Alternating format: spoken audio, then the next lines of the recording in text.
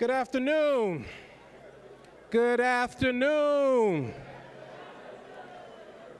If you can hear me, clap one time. If you can hear me, clap two times. Okay, if you can hear me, don't talk. It is great to see everyone made it through your workshops and back, and you have a strong appetite. And while you're eating, I just want us to take the time, and if you can help me in thanking this great wait staff who has been doing a great job for us. Absolutely.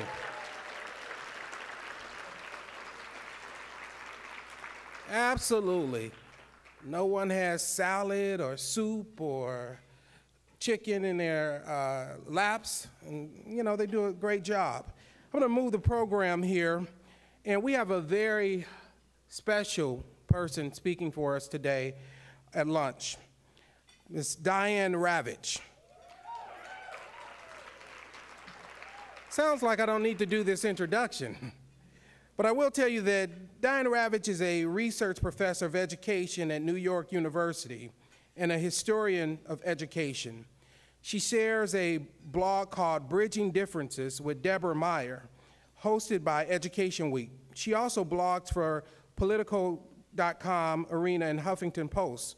From 1991 to 1993, she was an Assistant Secretary of Education and Counselor to Secretary of Education Lamar Alexander in the administration of President George H.W. Bush, responsible for the Office of Educational Research and Improvement in the U.S. Department of Education. She has led federal efforts to promote the creation of voluntary state and national academic standards. Before entering government service, she was an adjunct professor of history and education at Teachers College, Columbia University. A native of Houston, she is a graduate of Houston Public Schools. She has received a BA from Wellesley College and a PhD from Columbia University Graduate School of Arts and Sciences. But more importantly, she's here today because she has a very authentic voice, an authentic message, and she is not afraid to speak her mind on behalf of all children. Please help me in welcoming to the podium Diane Ravitch.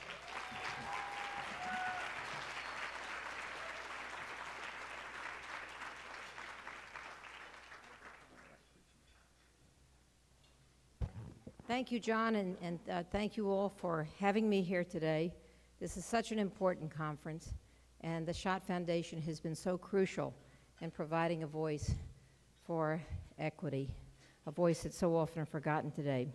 So what I want to talk about today is the question of whose children have been left behind. Let me just tell you a little bit about myself that's not on my resume, but which you might have deduced or heard. And that's for many years, I was a strong advocate for testing and accountability and choice. I worked in 3 different conservative think tanks where these ideas were held as sacred. In 1998, I went to Albany, New York to testify on behalf of charter legislation. And at that time, I was connected to the very conservative Manhattan Institute. I thought that testing would help diagnose the problems that children had. It might enable teachers to identify the needs of children. I thought that charters would enroll the kids who had failed in regular public schools or who were not well served by regular public schools, and that they would collaborate with them. And in a book published last year, I publicly declared that I was wrong on all counts.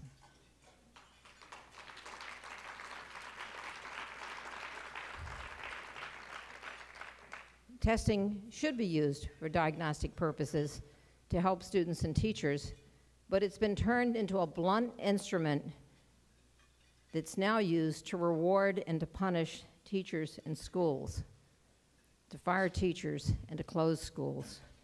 Charters should be serving the neediest children, but with some notable exceptions, they have become aggressive and entrepreneurial, and instead of seeking out the neediest students, many of them exclude the neediest students and skim the best and push out those who don't make it.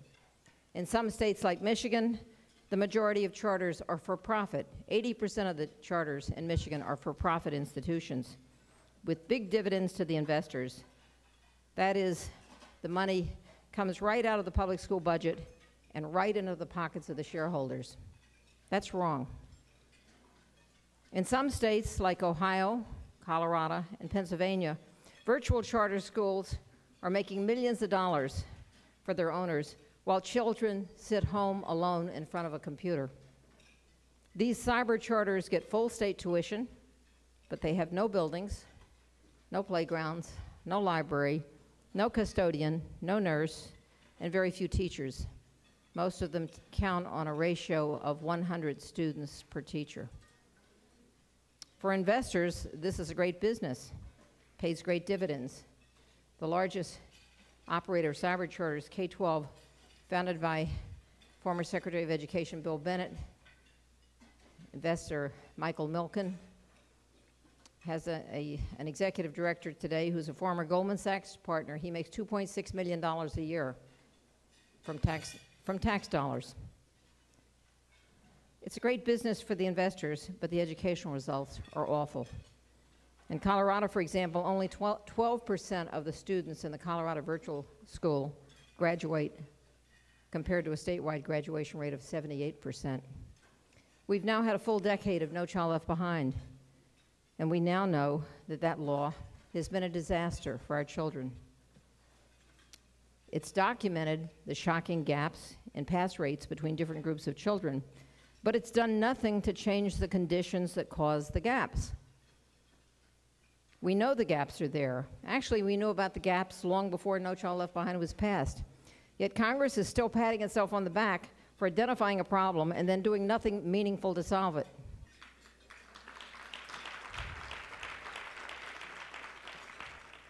And so today, many children have been left behind, and we know who they are. In the year 2000, during the presidential campaign, candidate George W. Bush told the nation about the Texas miracle. He said that there was a very simple way to reduce the achievement gap. He said, all you have to do is just test every child every year, and then you publish the results, you reward the schools and the teachers where the scores went up, and you humiliate the teachers in the schools where the scores went down. And Texas did this, he said, and the achievement gaps was closing, the test scores were rising, the graduation rates were going up, the dropout rates were going down. He said we had to, quote, end the soft bigotry of low expectations and set the same standards for all children, rich and poor, black and white, Hispanic, advantaged, disadvantaged, everyone would meet the same standards. Well, after the election, Congress bought the story and they passed No Child Left Behind, and the law mandated that all children would be proficient by the year 2014 in grades 3 and 8 in math and reading. 2014, that magical year. I've often wondered if there was something in the predictions of Nostradamus that said in 2014, all children must be proficient. But bear in mind that no nation in the world has ever achieved 100% proficiency. And now we know the results of this absurd law. More than 80% of our public schools have been labeled failing because of No Child Left Behind. By the year 2014, if the law remains intact, nearly 100%, possibly 100% of all public schools in the United States will be considered failures. Has any other national legislature in the world ever passed a law guaranteed to label every single one of its schools a failure? I can't find any. We now know that No Child Left Behind was based on a phony claim. On national tests, Texas does not lead the pack. It's stuck in the middle. We now know that the achievement gap did not close in Texas, that dropout rates soared, and the whole nation is stuck with a testing regime based on a phony claim. So let's be clear about what No Child Left Behind has really accomplished. It has convinced the media and major philanthropies and Wall Street hedge fund managers that American public education itself is a failure and that radical solutions are required. The philanthropists and the Wall Street hedge fund managers and the Republicans and the Obama administration and assorted right-wing billionaires have some ideas about how to change American education. They're not educators, but they know how to fix it. Their ideas boil down to this simple strategy. No Child Left Behind failed because we didn't use enough carrots and sticks. They say that the schools should operate like businesses because the free market is so much more efficient than government. They forgot about the stock market crash of 2008. So these reformers, and I call them corporate reformers, advocate for market-based reforms. They say that states must hand public schools over to private management because the private sector will be more successful than the public sector. They say that teachers will work harder if they get bonuses for raising the scores. They say that teachers should have no job protections because workers in the private sector don't have job protections, not even the right to a hearing. They say that if schools have low scores, they should be closed. They should be replaced by new schools, just like a chain store would be closed if it didn't make a profit. And that, in effect, schools are no different from a hamburger store or a shoe store. Or the entire staff should be fired and replaced by new staff. They say that the quality of teachers should be judged based on whether their student scores go up or down. So the Tea Party governors, many of whom came into office last year, embraced this narrative, and they took it to the next level.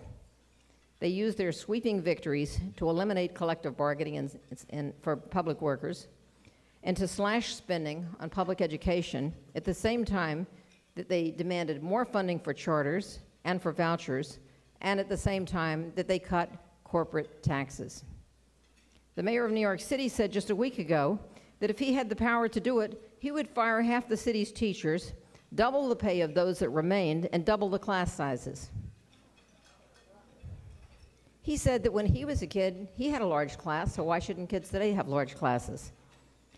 He didn't mention that his own daughters went to a school where the class size was 12. Well, my youngest grandchild attends kindergarten in a public school in Brooklyn. He has a class size of 24. He has a wonderful teacher. And under the mayor's plan, his teacher would have a class of 48. None of them would get any individual attention. I don't think this is progress, particularly because the evidence is clear and strong that minority children in particular benefit most when class sizes are reduced below 20 in a classroom. So which children would be left behind? So now after 10 years of No Child Behind, we know there's been very little change in the gaps between the children of the rich and the children of the poor, between black children and white children, between Hispanic children and white children. And meanwhile, the policymakers and legislators say we need higher standards, more rigorous standards, and more testing. Now, how exactly will that help children who are struggling to read and do math? Or, in some cases, they're children struggling to read and speak English. Or in the case of children with disabilities, how are they helped if the tests become harder when they can't pass the test in front of them now? This is like saying, if these children cannot jump over a 4-foot bar, let's lift the bar to 6 feet and see how they do. But you know how they'll do. It seems obvious to me how they'll do. Just this week, the federal government released the urban district test results, and we could see that the gap remained as large as ever. After 10 years of No Child Left Behind, the children at the bottom are still at the bottom. Those districts where poverty and racial segregation, such as Detroit and Washington, D.C., where poverty and racial segregation are concentrated, those districts had the lowest scores. Not surprising. That's always been the case. But wait, there are 3 districts tested by the federal government that have actually been implementing the market-based reforms advocated by the corporate reform movement. New York City has had mayoral control since 2002. Washington, D.C., mayoral control since 2007. Chicago, where Arne Duncan launched market-based reforms in 2001, and Milwaukee, which has had vouchers since 1990. Well, since the mayor took charge in New York City in 2002, the city has enthusiastically embraced market-style reforms. It has more choice than any other city. Parents and students get to choose among 400 high schools, as well as more than 100 charter schools. All schools are given letter grades based on test scores. The city spent $56 million on merit pay and abandoned the plan when it showed no results. And after 9 years now of market-based reforms, the achievement gap between black and white students is virtually unchanged. On the federal test, the math scores are up a bit, but no more than other districts that don't have that kind of market-based approach. And there have been very few gains in reading scores. In 8th grade, none at all. So which children do you think have been left behind? In Washington, D.C., where there have been claims in the media about sensational test score gains, that's not what you see on the latest federal test. In 4th grade reading, the scores have been rising steadily since 2003, but not for all students. The scores of high-income students have gone up, while the scores of black students, Hispanic students, and low-income students remain unchanged for the past 4 years. In 8th grade reading, the scores are down for the past 4 years for black students, Hispanic students, and low-income students. All three groups saw a decline in their reading scores in 8th grade. And most importantly, the District of Columbia public school system has the largest achievement gap of any city tested in the nation between white and black students. It is a staggering 65 points. In most districts, it's about 25 to 30 points, maybe a little more. In D.C., it's 65 points. How can anyone boast about D.C.? So which children were left behind? In Chicago, where Secretary Duncan's reform program, called Renaissance 2010, led to the closing of 100 neighborhood schools, only 18% of the new schools have been judged successful by the state of Illinois. On the NAEP for cities, the National Assessment for Cities, Chicago continues to be one of the lowest performing in the nation. Since 2003, black and Hispanic students have seen no improvement in their reading scores in 4th grade. In 8th grade reading, there have been no gains whatsoever for black students or for low-income students since federal testing began in 2002, and no gains for Hispanic students since 2005. And according to the latest research from Chicago, the black-white achievement gap is larger now than when Arne Duncan's reforms began. Which children were left behind? In Milwaukee, 21 years of vouchers. Black students in Milwaukee have among the lowest scores on the federal test of black students in any city. Independent researchers have shown that the black and low-income students who attend voucher schools have the same terrible low scores as the black students in the public schools. Their scores are about the same. Milwaukee black kids score the same as black kids in the Deep South. After 21 years, vouchers and competition did nothing for the children of Milwaukee. These children were left behind, and $1 billion has been spent on vouchers. And consider this. The Tea Party governors know that vouchers do nothing to improve education, but they're pushing them anyway. The governor of Indiana, Mitch Daniels, pushed through the first statewide voucher program in the nation. Now, understand, every time vouchers has been put to a referendum, they've been defeated. But he got it through the legislature because he controlled it. Governor Scott Walker in Wisconsin, who I hope will be recalled one day soon,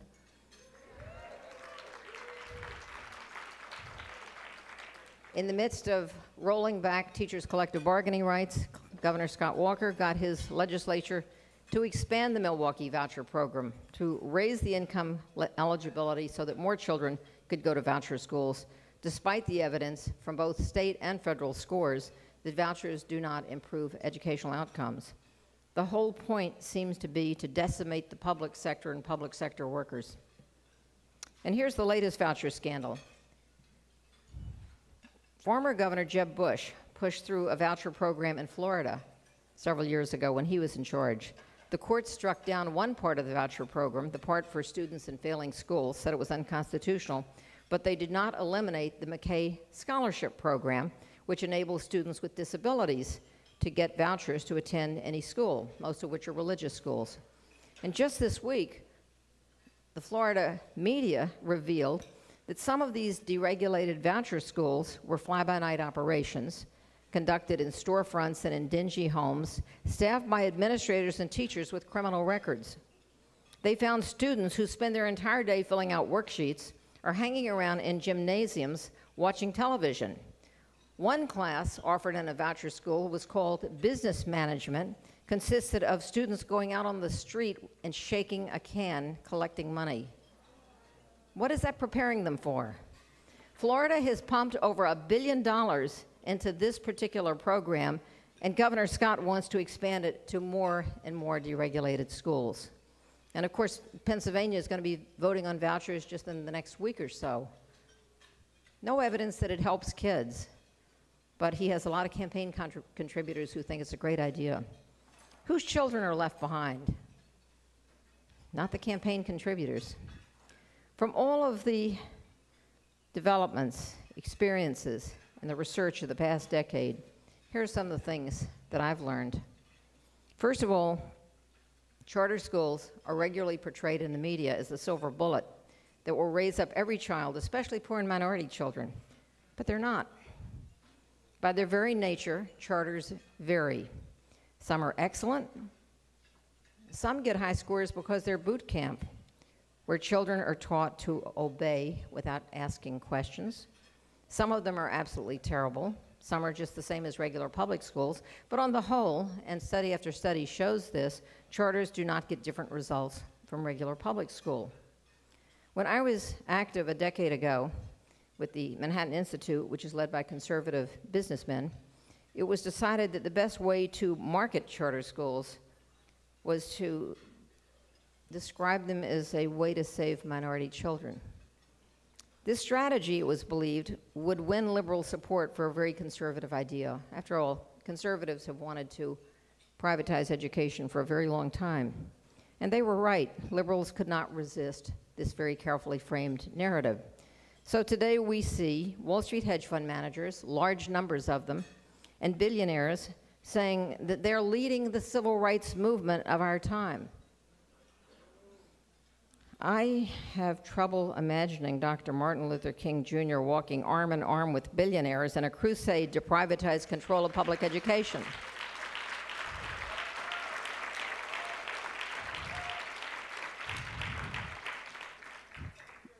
Dr. King understood that social movements need a mass base. They are never based in Wall Street. He understood that the civil rights movement depended on its moral authority as well as its ability to mobilize poor and working people in coalition with labor unions, not in attacking them. He had no desire to privatize anything in the public sector. He wanted to make private interest bow to the demands of the public interest. As I watch these right-wing politicians doing their best to destroy the public sector unions, I recall that Dr. King was assassinated at the very time that he was fighting to organize the sanitation workers of Memphis, Tennessee. How dare they invoke his legacy to attack public education and to attack public sector workers?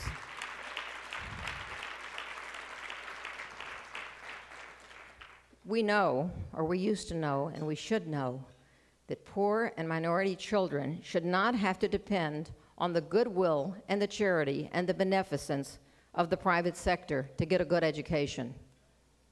The free market works very well in producing goods and services, although you may not be able to afford them, but it works through competition.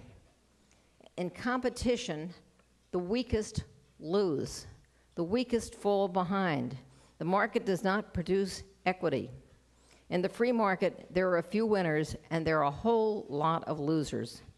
Some corporate reformers today advocate that schools should be run like a stock portfolio. They say, keep the winners and sell the losers. What they mean by that is close the schools where the students have low scores and open new ones. Just keep opening new ones and hope for the best. But this doesn't help students who are struggling. No student learns better because his school was closed. No achievement gap was ever closed by closing schools.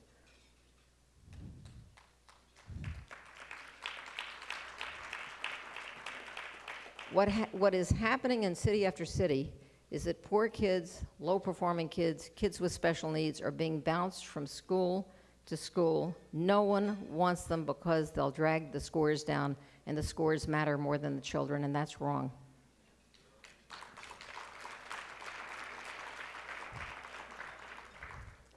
The goal of our education system should not be competition, but a quality of educational opportunity.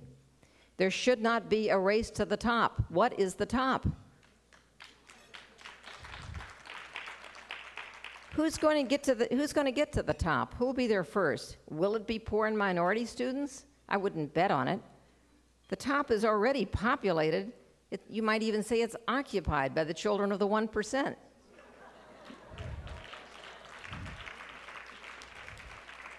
They're not moving over, and they're not making room. To be a healthy society, we must improve our public schools. We must provide better schools in every neighborhood. We must help the children who need help. We must treat our teachers and principals and administrators with respect. If they need support, if they need help, they should get it. With all the talk about the achievement gap, it is important for you to know that there are two different kinds of achievement gap. One is the gap between the children of the wealthy and the children of the poor. That gap has more than doubled in the past half-century as poverty and income inequality have grown. The racial achievement gap was actually cut in half in the 1970s and the 1980s.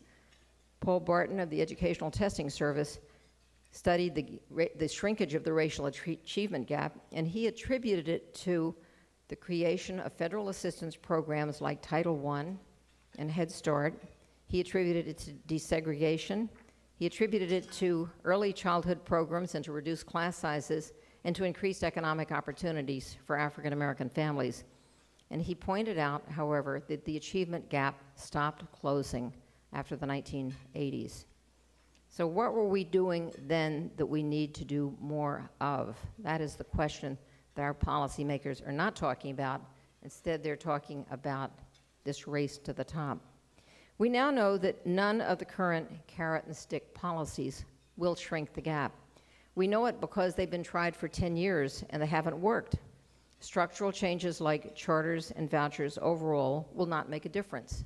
Some kids will do well, some kids will do terribly, but overall it won't matter. Merit pay makes no difference. Judging teachers by test scores demoralizes teachers and leads to the narrowing of the curriculum, so that the districts where the children have the lowest test scores will spend more and more time on test preparation and have less time for the arts, less time for history or civics, less time for science, less time for physical education, less time for activities and projects. The children who need a great education the most will get the least, and many more children will be left behind.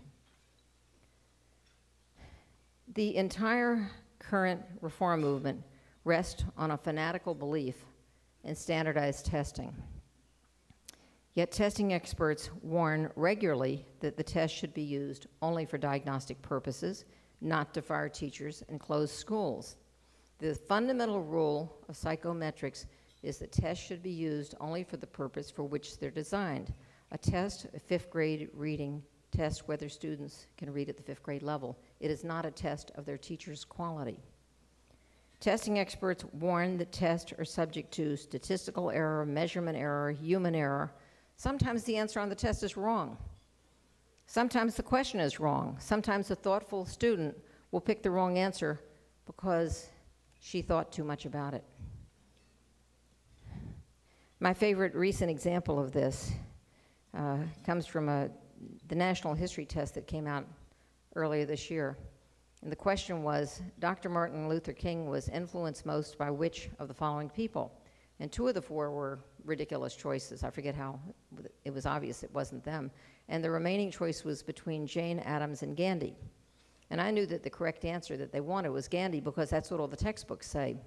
But a student who had actually done some reading about the life of Dr. Martin Luther King might conclude that it was Jane Addams. It's not an implausible answer. And it might have been the right answer, except that wasn't what the test maker would give you credit for. So we have a generation of children who've been taught only to figure out the right answer and never to ask the right question.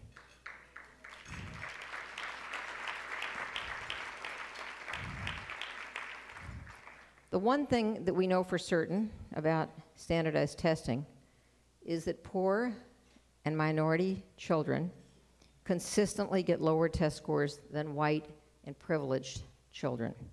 So why would we make testing the most important measure of education? Why would we take the technology that is most discouraging to children who are in the bottom half and then insist that it matters more than anything else that they do? Why would we give more credibility to standardized tests than to teachers' and parents' judgments about children's potential? In September, I visited Finland, and I want to share with you what this tiny nation has accomplished. It regularly scores at the top of the international test in reading and math and in science. It has the least variance from one school to the next, meaning that almost every school in the country is a good school, regardless of who attends it.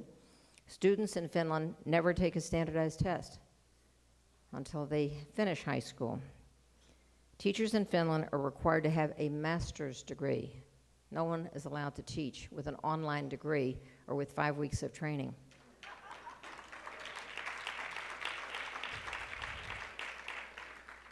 Teaching is a highly respected profession. Parents trust teachers. Teachers have autonomy to exercise their professionalism. Every child has regular medical checkups and health care at no cost to the family. Schools have health clinics, whereas more than 20% of our children in the United States live in poverty.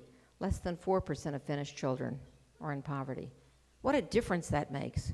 Children come to school ready to learn, not burdened by the disadvantages of poverty. And here's another, which is absolutely astonishing. Higher education is tuition-free for all.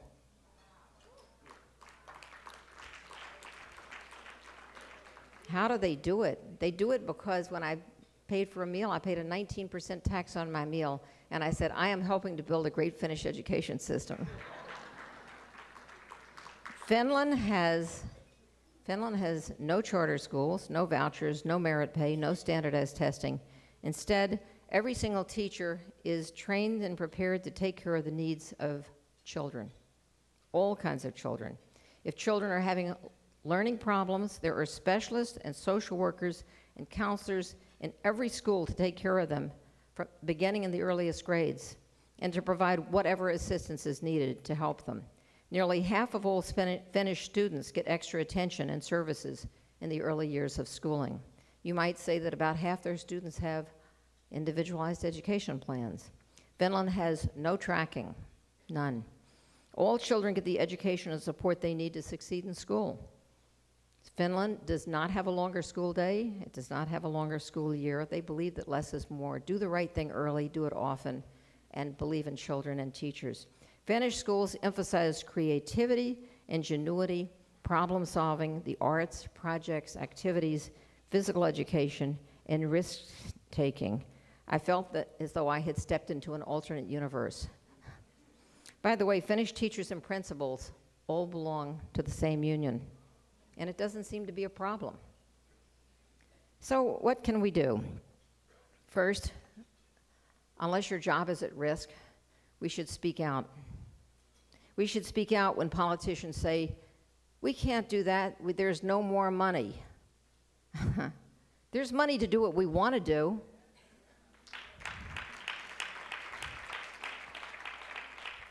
There's money to fight wars in the Middle East. There's money to give big corporate tax breaks. There's money so that some corporations don't pay any taxes. There's enough money for the 1% of this nation to live lives of great splendor.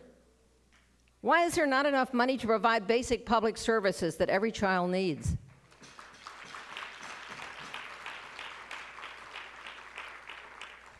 Every pregnant woman should have good prenatal care and nutrition so that her child is born healthy. We know that 1/3 of the children who are born to women who had no prenatal care will have disabilities, and these disabilities are preventable, and it will cost society far more than supplying basic prenatal care. Every child should have the medical attention and nutrition that they need to grow up healthy. Such a basic thing. Every school should have experienced teachers who are prepared to help all children learn. We have to stop this churning. 50% of the people who enter teaching are gone within 5 years. We don't value our teachers, and then we're now in a period where people keep up all of this negative talk about how teachers are responsible for all the ills of society, and they say, we want great teachers. Well, why would anyone go into a profession that everyone's trashing all the time? Every teacher should have at least a master's degree. Don't listen to the economists who say you don't need certification, you don't need a master's degree, you don't need experience, you don't need anything but a heartbeat. They're wrong. Every principal should be a master teacher, not a recruit from industry or the military or the sports world. Every superintendent should be an experienced educator who understands teaching and learning, who understands the needs of children, who understands how to bring in the community to help children. Every school should have a health clinic. Schools should work together with the parents and the local community and civic leaders and business leaders to support the needs of children, to help them grow up healthy. Every school should have a full and balanced curriculum with the arts and sciences and history and civics and geography and foreign languages and physical education. I can't tell you how often I see news stories about a district cutting physical education down to once a week. Children can't be healthy if they only have physical education once a week. Our district's eliminating the arts. Children can't grow up healthy if they don't have an opportunity to express their creative genius. Every child should have time and space to play, time to daydream, time to think. That's so precious these days. We must stop investing in testing, accountability, and consultants and start investing in children.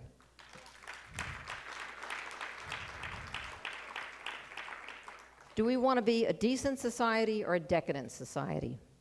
Do we want to nurture and protect and inspire all of our children?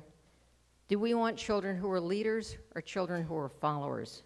Do we want to make sure that this generation of young people is prepared to sustain and to develop our democracy? Do we want citizens who are prepared to ask questions or just prepared to answer the questions that authority poses to them?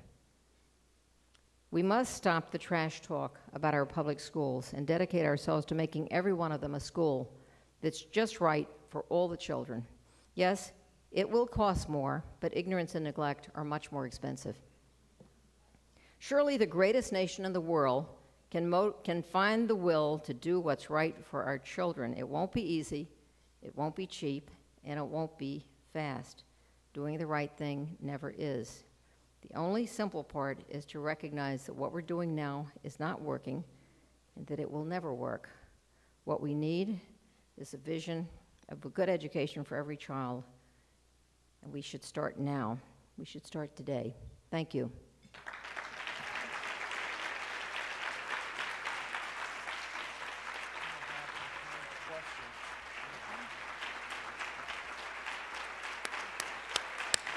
Give it up for Diane Ravitch.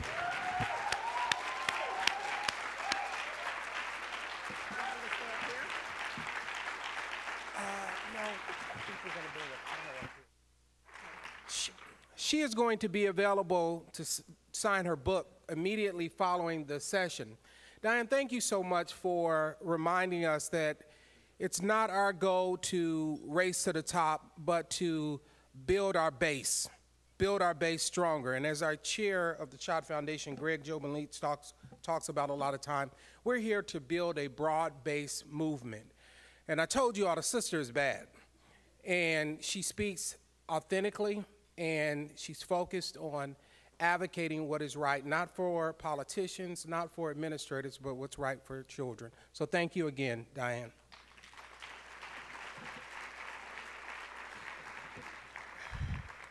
I'm going to keep the session going, and I'm going to bring up the moderator for the next session, Dr. Maya Rockeymoore, who leads Global Policy Solutions, a Washington, D.C.-based policy firm that works to create and advance social change strategies for the world. Maya has been the Vice President of Research and Programs at the Congressional Black Caucus Foundation. She was a senior resident scholar at the National Urban League, Chief of Staff to Congressman Charlie Rangel. She serves on the board of the National Committee to Preserve Social Security and Medicare, in the National Association of Counties and is a member of the National Academy of Social Insurance. More importantly to this effort, Maya, over the last several months, have been working with a number of coalition partners and thought leaders to help us pull together our 2020 Vision Roadmap to support advocates, educators, and policymakers in creating the pipeline that provides all students a fair and substantive opportunity to learn. So help me in welcoming Maya Rockeymoore.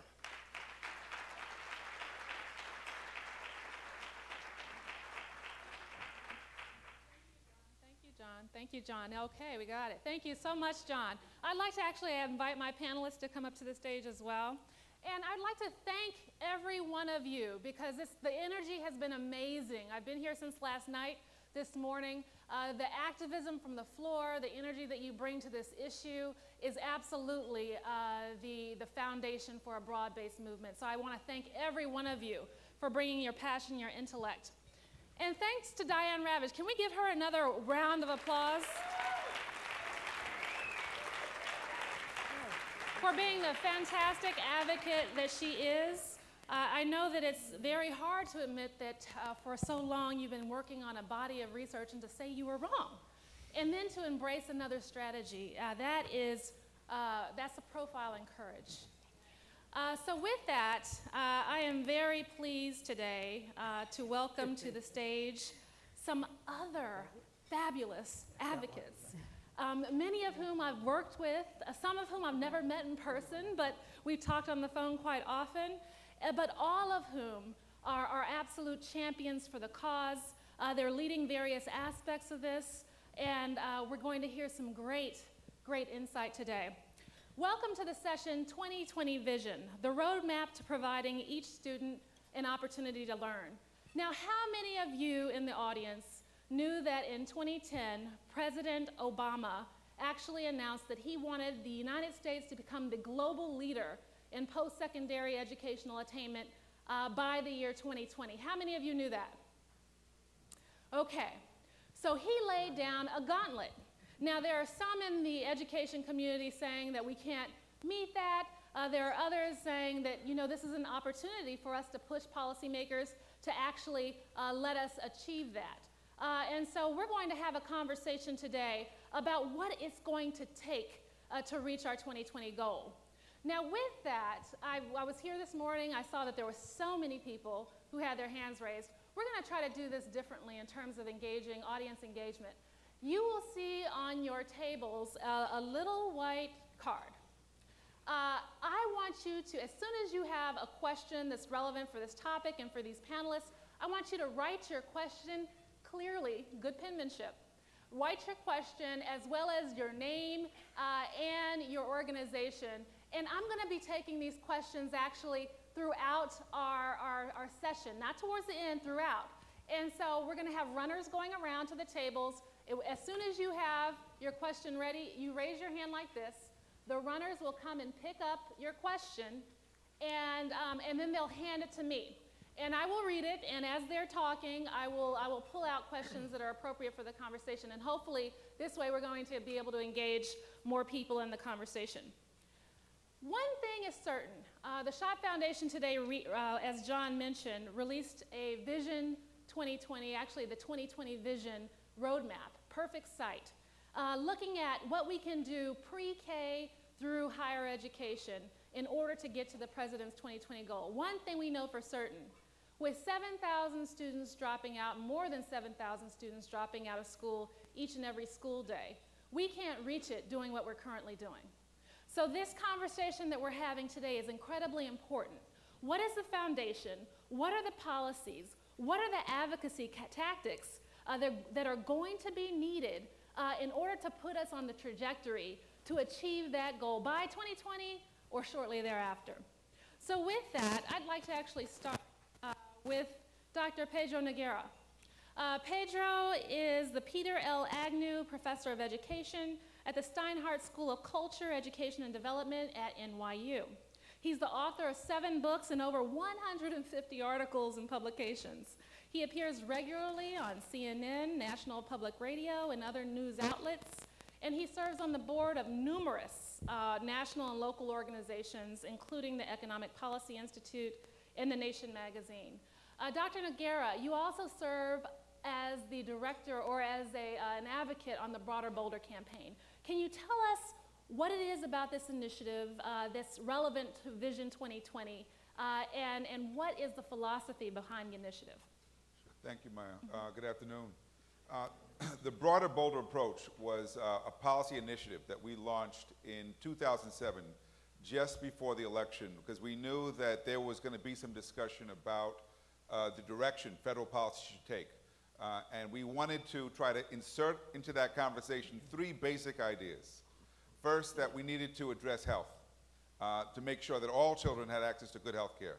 Second, that we needed to expand learning opportunities for all children. And third, that we needed to make sure that we were thinking more comprehensively about the needs of children in schools and looking at summer schools and after school as a way to achieve those goals. To our surprise, and I think Diane did a great job of laying this out, as soon as this initiative was launched by a very broad cross-section of educators, policymakers, and other specialists in this field, another group came forward, calling itself the Educational Equity Project. And this group, oddly, was led by Newt Gingrich, Joel Klein, the Chancellor of New York City, and the Reverend Al Sharpton, which seemed like an odd collection of people.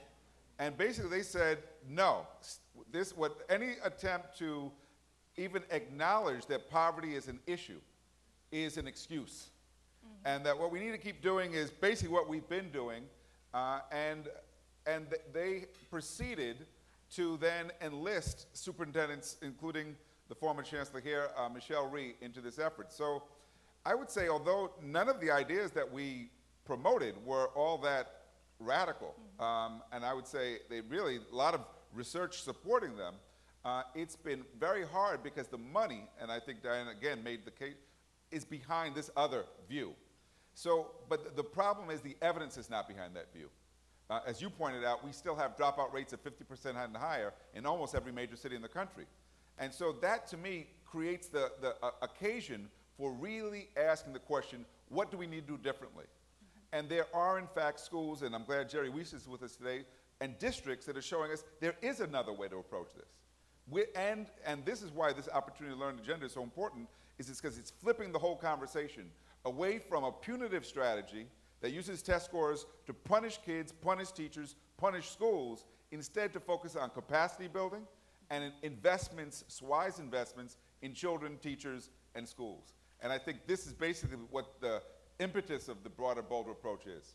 Very good. You actually mentioned Dr. Jerry Weast. I'd like to take that as an opportunity to introduce him. He's the founder of Partnership for Deliberate Excellence. As a 35-year veteran leader of school districts in 5 states, Dr. Weast has demonstrated an unwavering commitment to ensuring all students graduate prepared and inspired for success in college and careers. Most recently, Dr. Weast led Montgomery County Public Schools to achieve both the highest graduation rate among the nation's 16th largest school district for 3 consecutive years, and the highest academic performance ever at Montgomery County Public Schools at a time when the non-English speaking student population more than doubled and enrollment tipped toward lower in socioeconomic demographics. Dr. Weast, you actually have seen success. You've built success. You know what it takes. Can you tell us what it took in Montgomery County Public Schools and really focus on the systemic and structural changes that were needed in order to achieve what you achieved? First, I want to just thank the Schott Foundation and all of you for coming out and getting behind this Vision 2020. I want to thank the panelists. What a distinguished bunch. I'm just a teacher on special assignment.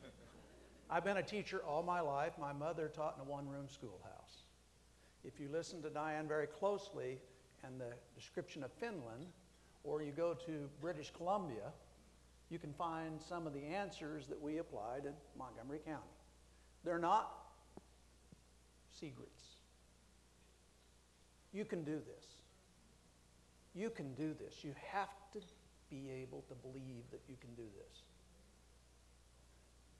We not only did those things that you were talking about, we went up at 60% in poverty. We grew rather rapidly. In the last 3 years, our teachers had no raise, no steps, and we cut $430 million and 1,300 positions because we too dealt with the economy. But we set the highest graduation rate for 3 years in a row in the nation of all the large schools. All of our demographic groups, male, female, all 4 different demographic groups, if you can put it in, outscored the country on advanced placement tests with 3 or better. Our African American males outscored the entire country. Our Hispanic males, our African American males took the test at almost twice the rate the country took the test, all groups, and outscored the country with 3 or better. It can be done. So did our Latino males. I had very little to do with it. Honest to goodness. Here's what we did, though, together. We distributed the leadership. We got rid of the top down and started to distribute and open up the veins and arteries and capillaries in the organization. Got rid of the plaque. So the custodian, the person who drove the bus, the person that fixed the meals, all felt empowered to work with the teachers. All felt they were a part of it. We diffused the governance. It didn't all happen at the board table or down at the council. Boy, that was tough. They didn't like that. Loss of power. You have to get the people engaged and involved. And we differentiated the resources. We went to the places where they were most impacted with poverty. We didn't close down their school. We tried to hold their faculty. We tried to train their faculty. We tried to give them the resources, the best. And we cut their class sizes in the poor areas to 12 to 14 to 1, and in the rich areas, they went up to 24 or 25. And we did that for a period of 10 years, 12 years. And guess what? We didn't get rid of art, music, and PE. We brought little kids' opera in to the poor schools. They made the scores, they made the music, they did the operas. Wonderful kind of things happen when you engage the most underutilized resource in the school district, the employees. And you get the community and the parents to have a unity of purpose. You put race on the table and you deal with it right up front. Now there's some other things that we did. We went college and career for everyone, got rid of the tracks. We went with a coherent framework all the way down to preschool. We invested heavily in health clinics, in preschool, in teacher training, in capacity building. We reoriented all of our building leaders to be just what a principal ought to be, and that is principal teacher. Principal teacher working with teachers. Once you empowered and took off the onus off the unions and quit playing blame, accuse, and criticize the new ABCs of America and started to work together, miracles started happening. So just remember that. If it's not Montgomery County as a success story, look at Finland. If it's not Finland, look at British Columbia. I can show you places that empower their employees in a coherent framework, build their capacity, and build a unity of purpose, and got outstanding outcomes. So yes, it can be done. It can be done. Do you all hear that? It can be done, and it has been done. Dr. Weast actually mentioned the importance of partnerships, and we have Joy Thomas Moore with us today. She's the communications manager for the Campaign for Grade Level Reading, a national effort committed to cutting in half the number of children who are not proficient in reading by the year 2020. Joy also worked for 15 years with the Annie E. Casey Foundation, where her primary responsibilities included oversight of the foundation's national communications network and management of the foundation's media portfolio. Joy, tell us more about your organization and how you think partnerships are the key to making sure that children come to school prepared and ready to learn.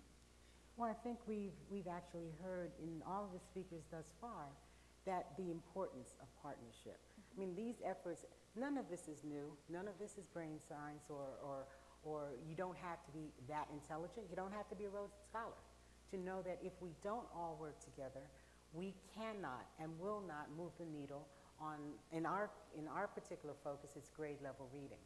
We're looking primarily at low income kids unapologetically, because low-income kids are the ones who suffer the most, as we heard earlier. They're the ones who have the lowest scores, and I think in many ways because there are lower expectations for these kids, and we don't put the time and effort and encouragement in order to, you know, lift them to the point where they can learn. We don't pay enough attention to parents. We don't pay enough attention to teachers. We don't pay enough attention to the principals. These are the people, and we don't involve the rest of the community, the business community, the military. Everyone has a stake in the productivity of our children, and yet we, you know, say, you do this, it's your fault. I love that, the ABC. I mean, that's absolutely right. Acquisition, what is it?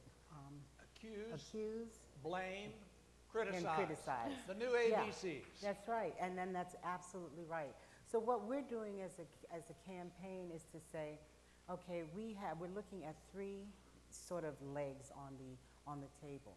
One is that that kids must come to school ready to learn, and that means that parents have to you know, be empowered and given the skills to teach them.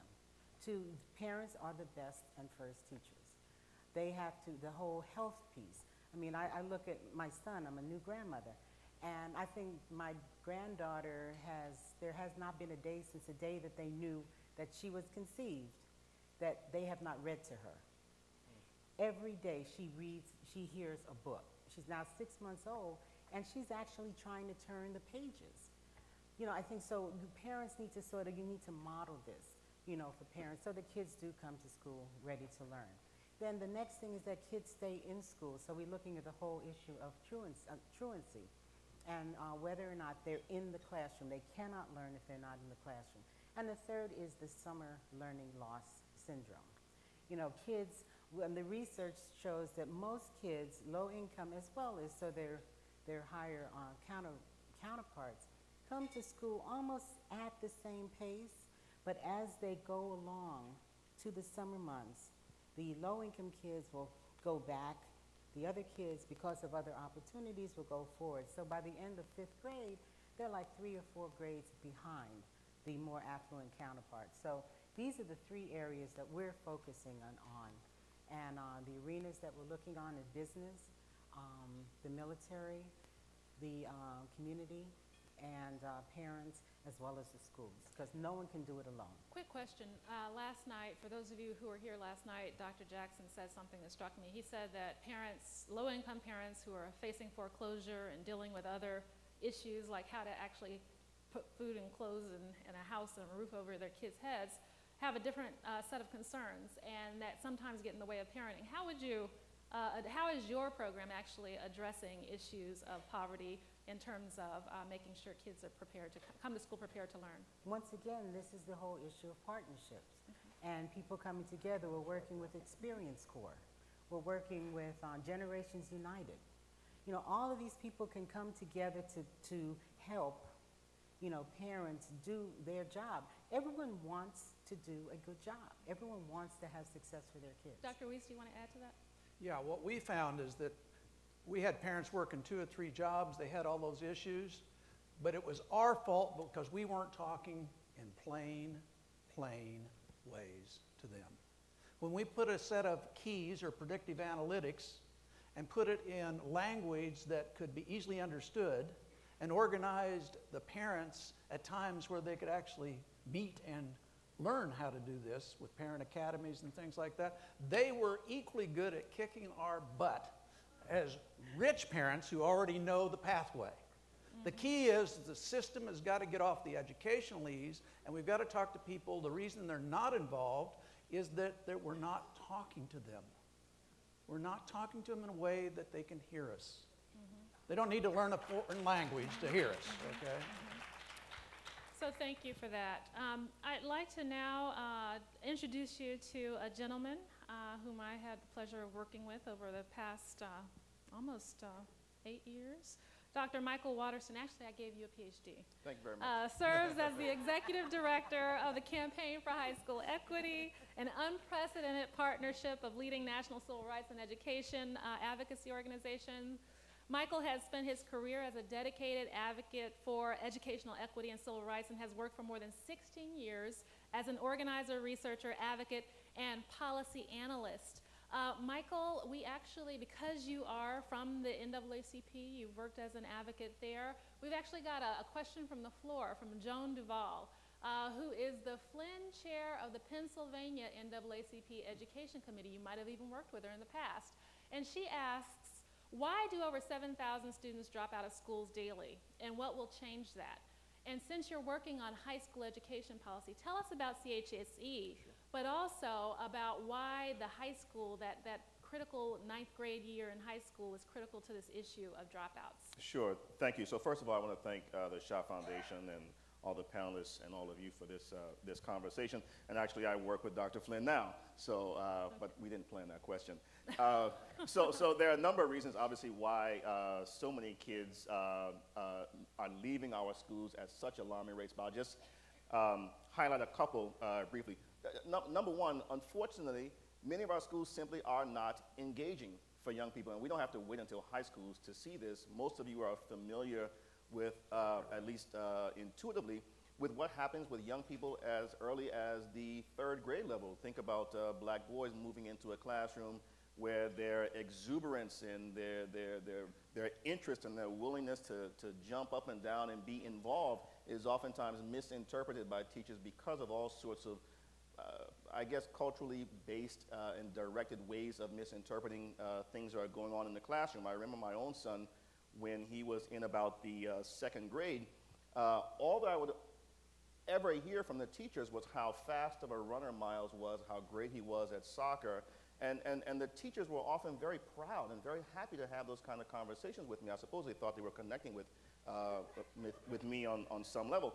But that happens a lot. So one of the issues happens to be the issue around the degree to which kids are engaged in the classroom. Obviously, another issue has to do with just the quality of instruction and the kind of teachers that many of our kids have access to. Now, hear me on this. The vast majority of our teachers are not bad people, nor are they bad teachers. The biggest problem, at least from my standpoint, has to do with the degree of support that those teachers have access to be able to carry out an incredibly complex and very, very important job. And all too often in our country, it is easy, as Diane pointed out, to just sort of dismiss the science of teaching and dismiss what teachers do in the classroom and sort of lump them all into this category as though they are just some sort of lifeless bunch of automatons, and if they're not doing a good job, just get rid of all of them. You know, that sort of truncated, narrow conversation that we have around what goes on in the educational enterprise affects kids of color in really, really hyper ways. At the high school level, because that is where the vast majority of our kids obviously will potentially sort of springboard into college or not, for us at the Campaign for High School Equity, it was really critically important that we make sure that the perspectives of communities of color were authentically represented in the policy and practice reform conversations around high schools, because hitherto that was not happening. Some of you may be familiar with the Black Scar Project. The president of this group often likes to say that people want to talk about us without us, and that very much is what was happening and continues to happen to a very large degree. One of the things that the Campaign for High School Equity, which includes a broad range of national organizations that represent communities of color, not just the African American community, but certainly the Native American community, the Southeast Asian community. But one of the things that we've been, I think, fairly successful at doing is raising the attention of our communities and how important it is for our communities to be critical parts of the conversations that go on at the federal level and at the state level. And that is actually how I am familiar with Dr. Flynn, because she's actually helping to lead some of the work that CHSE is supporting in the state of Pennsylvania. I just want to say one other quick thing, and I'll shut up.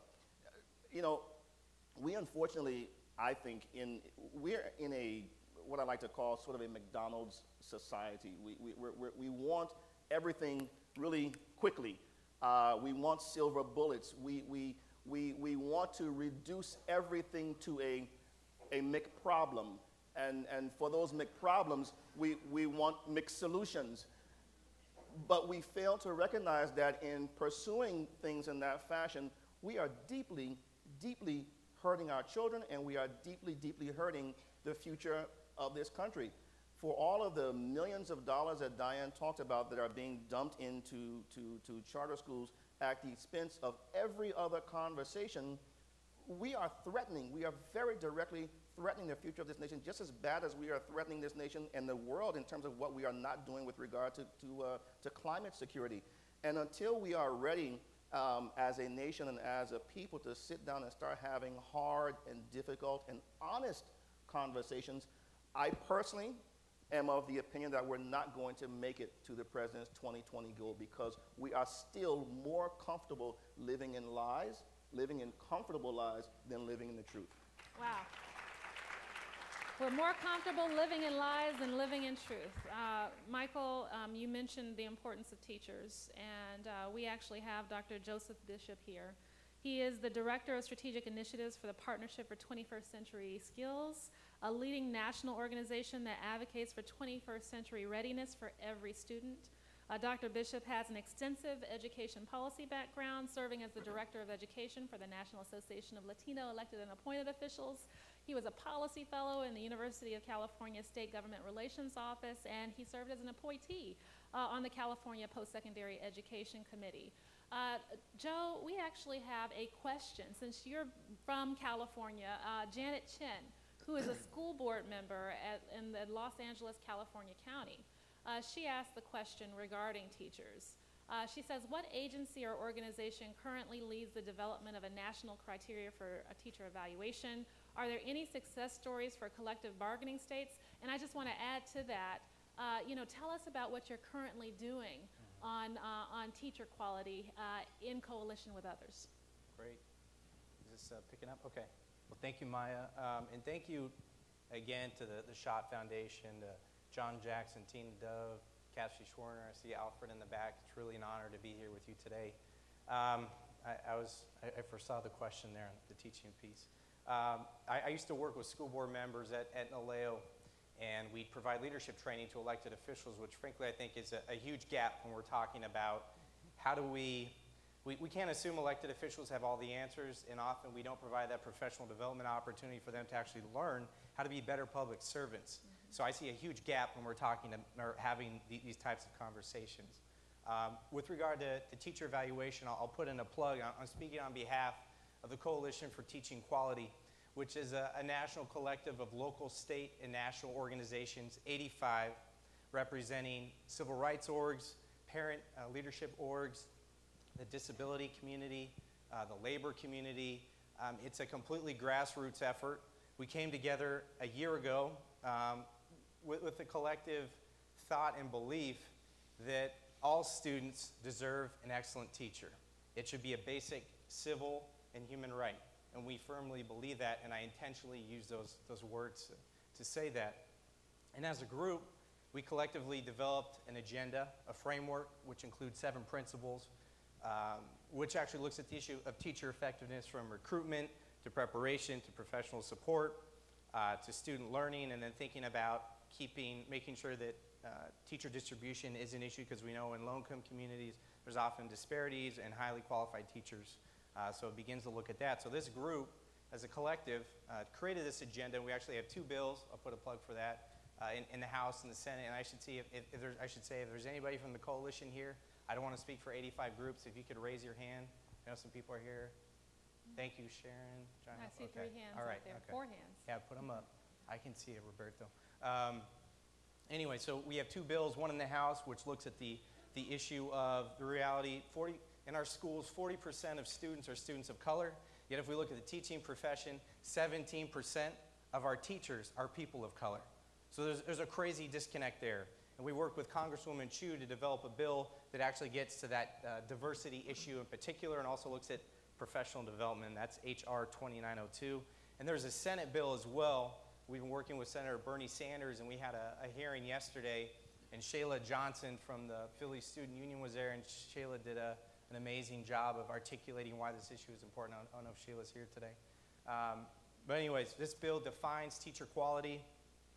It also talks about a parent's right to know. If a parent has not been notified, it basically sets a standard for if a student is being taught by a teacher for 4 weeks who does not have state certification, the parents will know and be notified.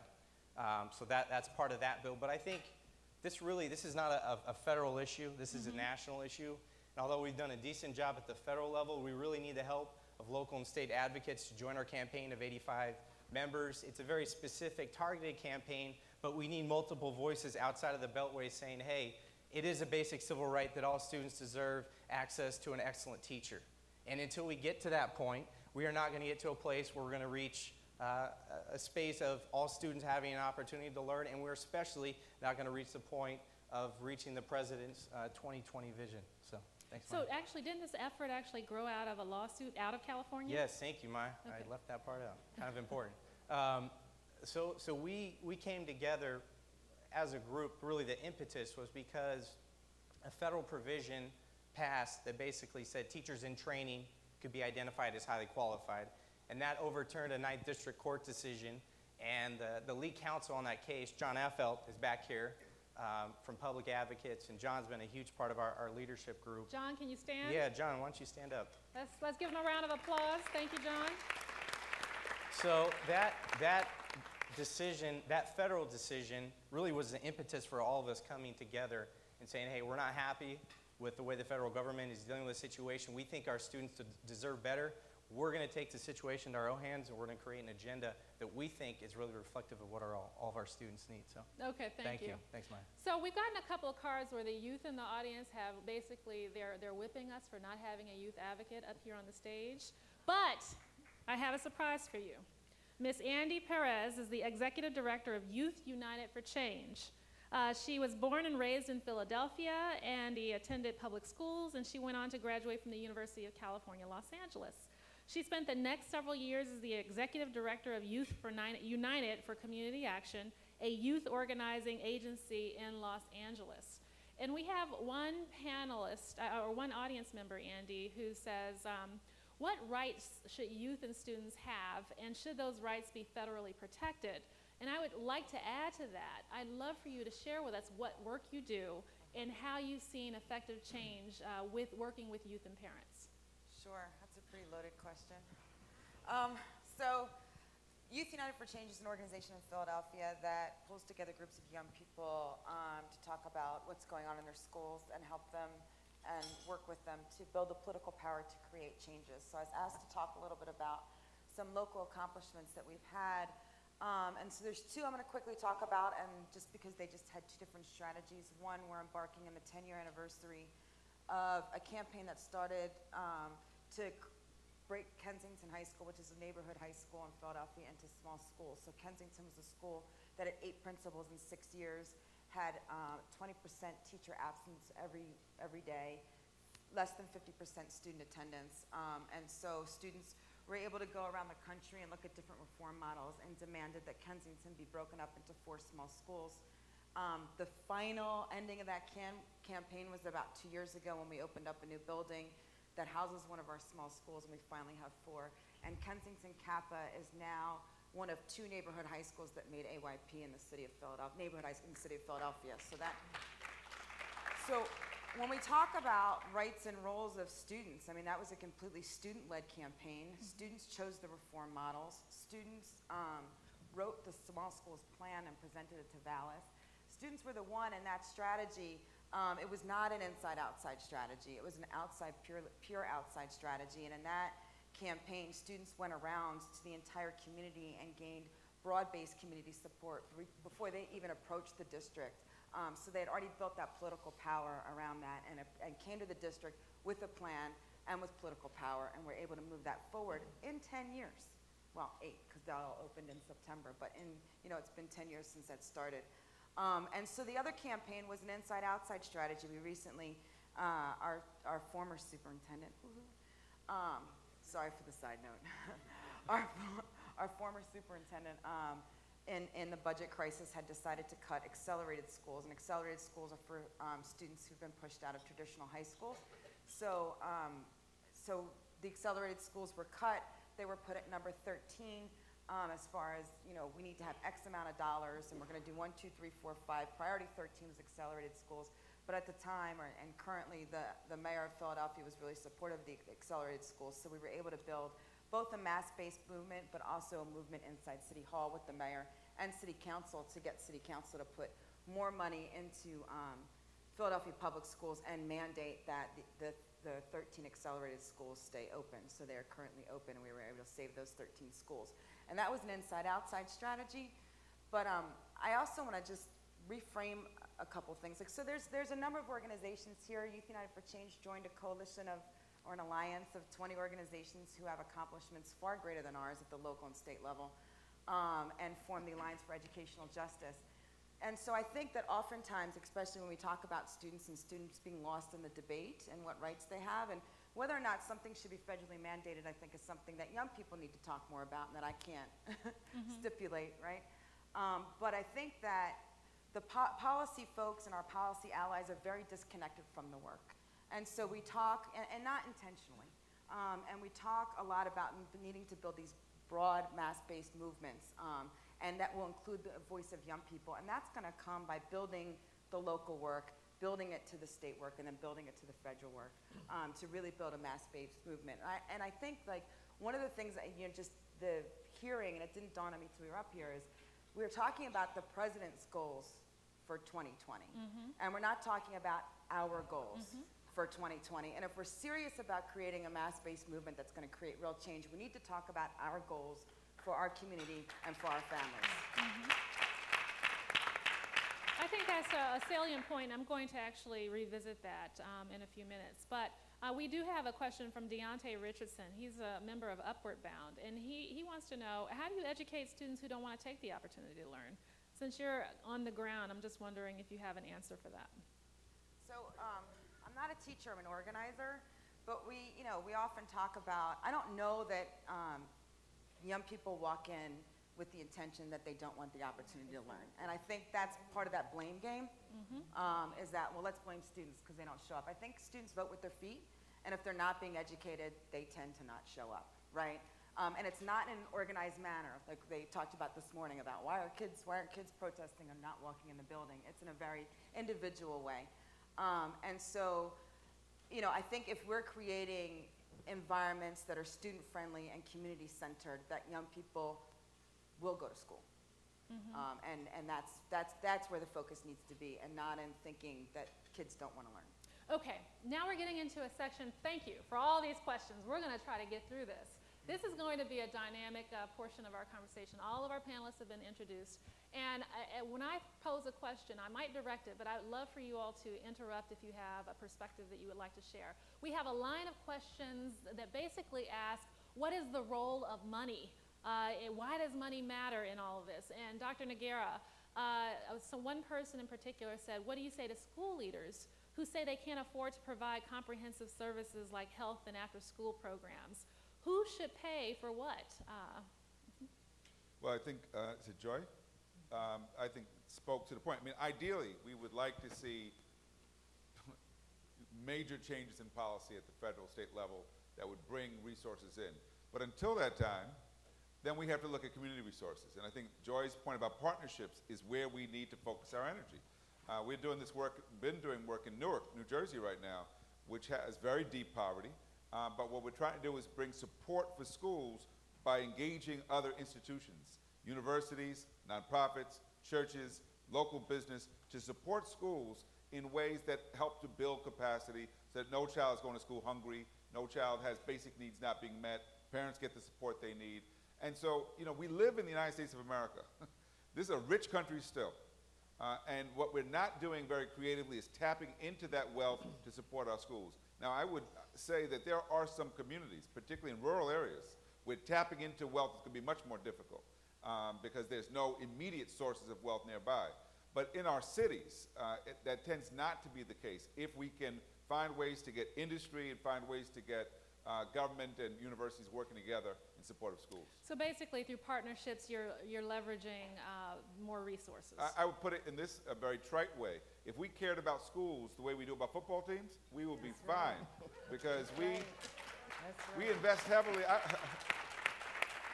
I was in Cleveland 2 weeks ago. Cleveland spent over $280 million on a new stadium for the Browns. The Browns haven't been in the Super Bowl since 1963. Right? Meanwhile, they're cutting everything out of the schools. It is a clear indication we love football more than we do children. Yeah. Dr. Weast, how did you all actually leverage resources to do what you did?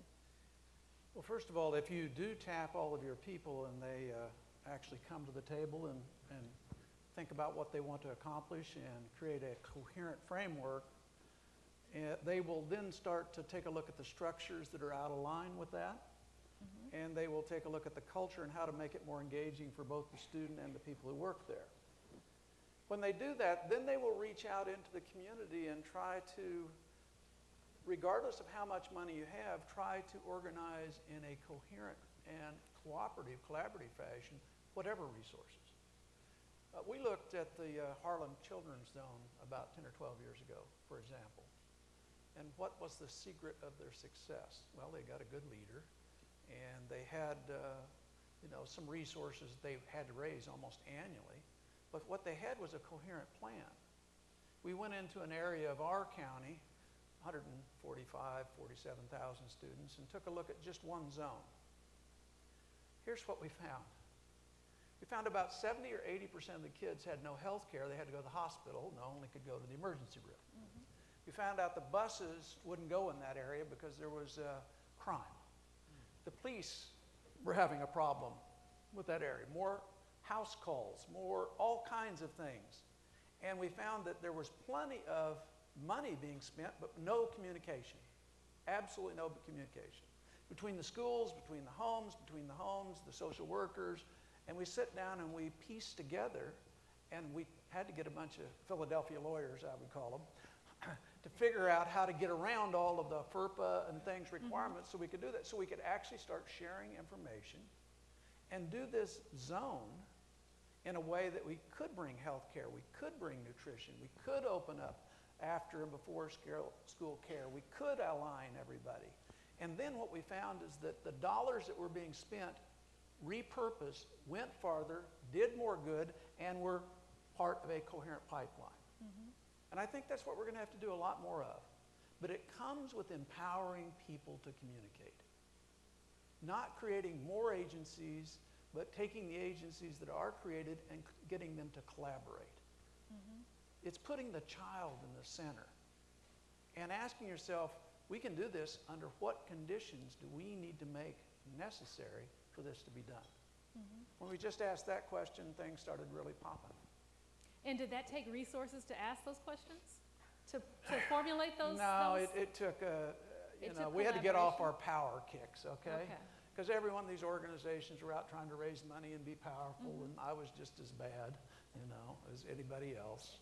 And what we had to do is learn about, again, distributing power, distributing leadership, listening, and So what was the catalyst for getting rid of the ego and creating a table where people came around? We were scared to fail. Okay. We were scared to fail. You see, we were a system that was growing minority children more exclusively, growing poverty exclusively. And we either had to admit that we were going to go down, or we had to pull together and pull up. That's what I am trying to explain. And that's what the country needs to realize, right? Yeah, you can do it. You can do it. It is hard. You have to give up your territory. You have to work together. You have to deal with the race and the poverty. And you have to think about a coherent plan. And you can't write off different agencies. Everybody's got to come to the table. And you have to develop a new common language. Go home and tell your mate tonight you want to reform him.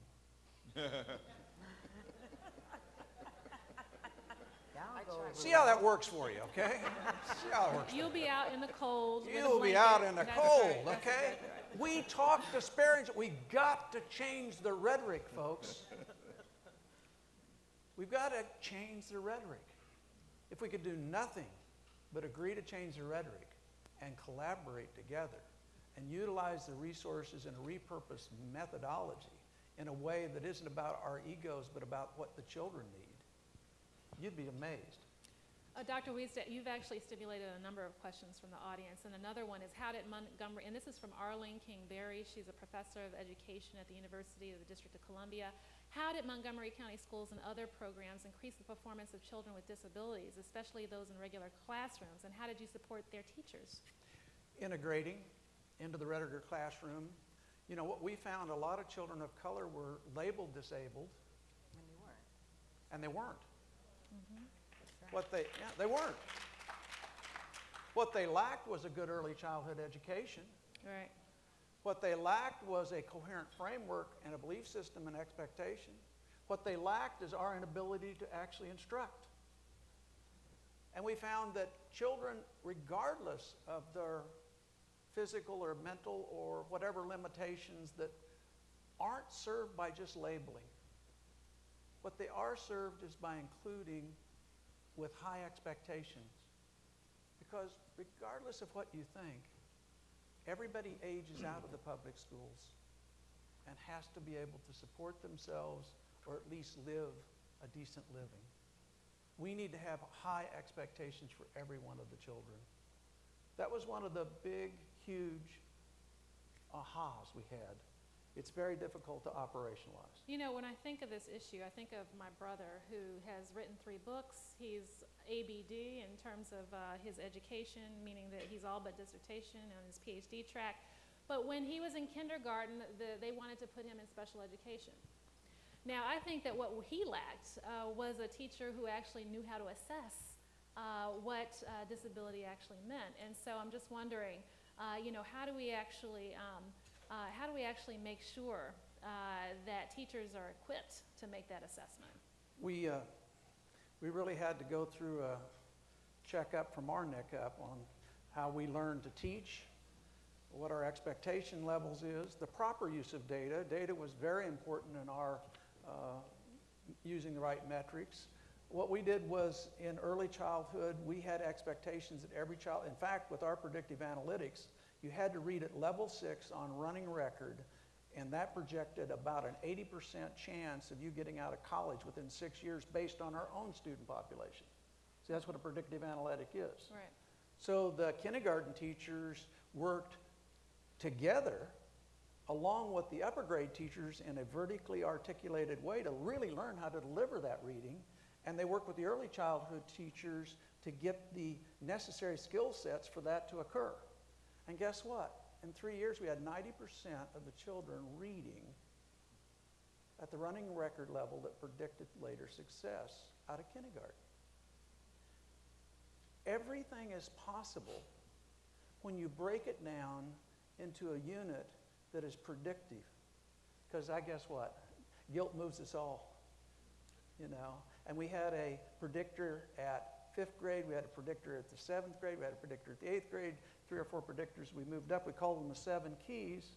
We color-coded them and we put them in plain language, 5 different languages, and taught everybody how to keep track of us. Right. Because most parents don't understand what an ABC means. Mike, can I just add something? 'Cause Yeah, please do. I visited Montgomery County several times while Jerry was superintendent.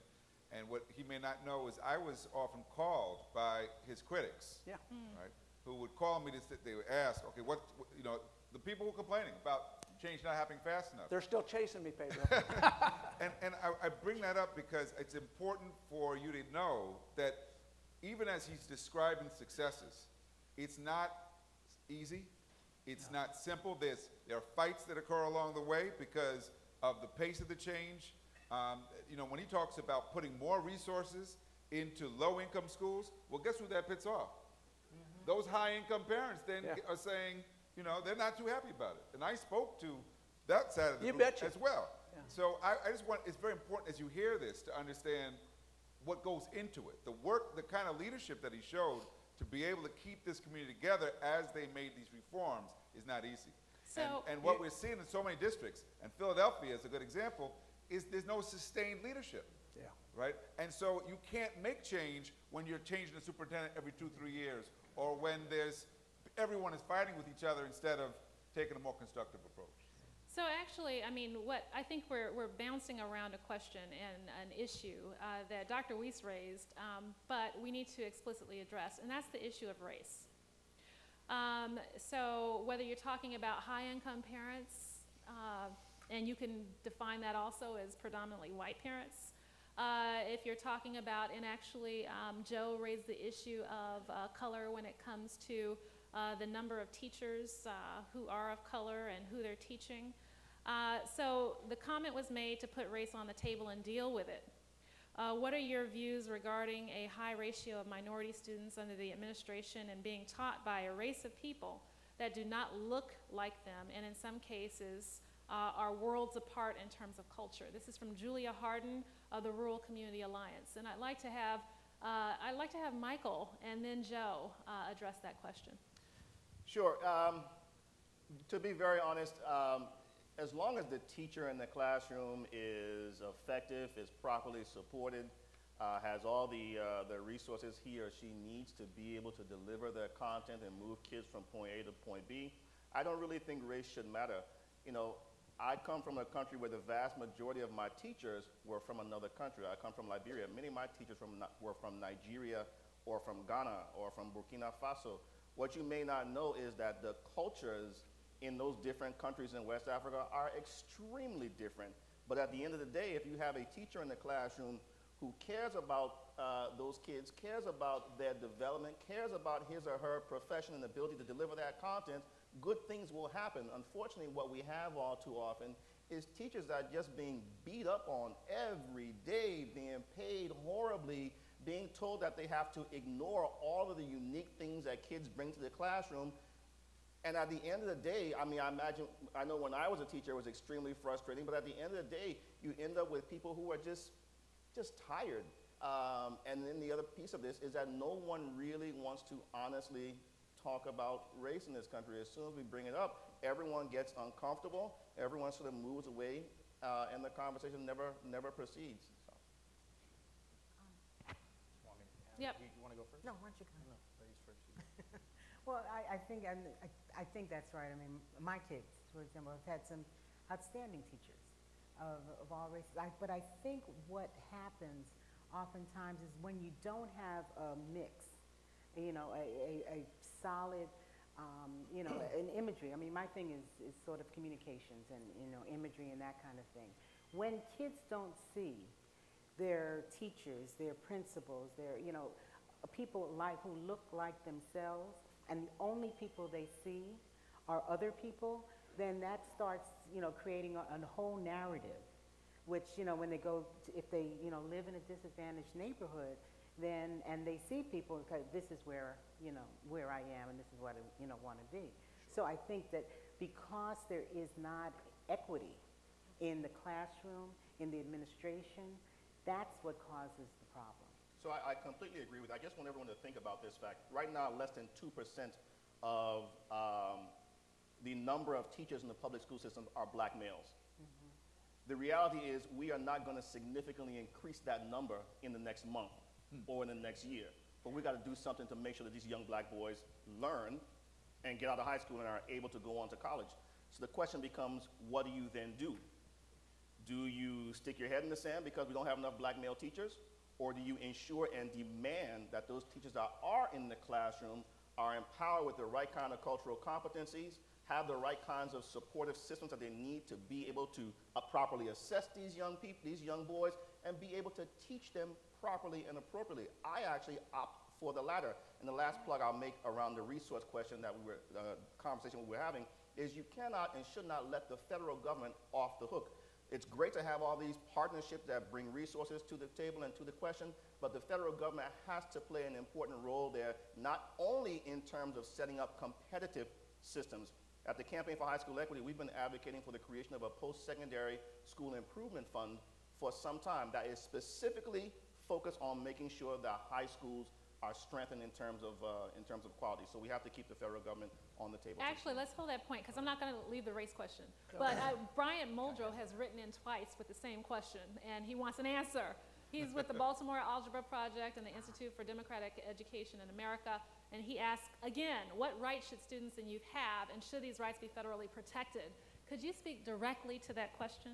Number one, I think it should be a federally protected right that every student has access to a highly effective and a well-trained and well-supported teacher, period, end of story.